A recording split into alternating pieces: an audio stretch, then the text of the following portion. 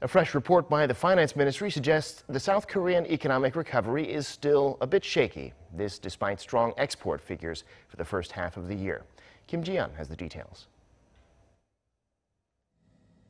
Despite a boost in Korean exports over recent months, the local economy's recovery isn't solid.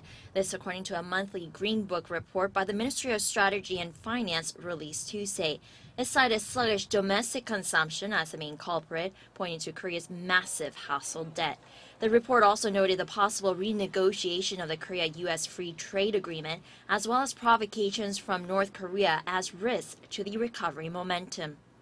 Seoul and Washington disagree on whether the FTA needs to be renegotiated, so these risks are not expected to severely affect Korea's exports in the latter half of this year.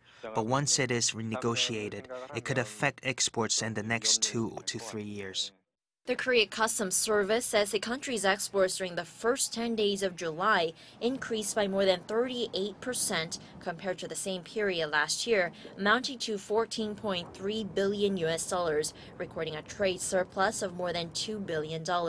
Last month alone, Korean exports increased by 13.7% on year, continuing the 8-month growth streak, mainly due to increased exports of ships, which rose by over 570% on year in June, and semiconductors.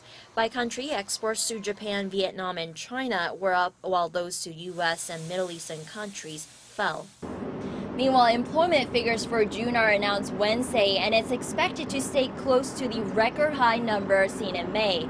Local experts say now it's time to focus on the quality of jobs rather than quantity to fuel the local economy's recovery, and that getting the government's supplementary budget bill implemented early to boost jobs may be a move in the right direction. Ji-yeon, Arirang News.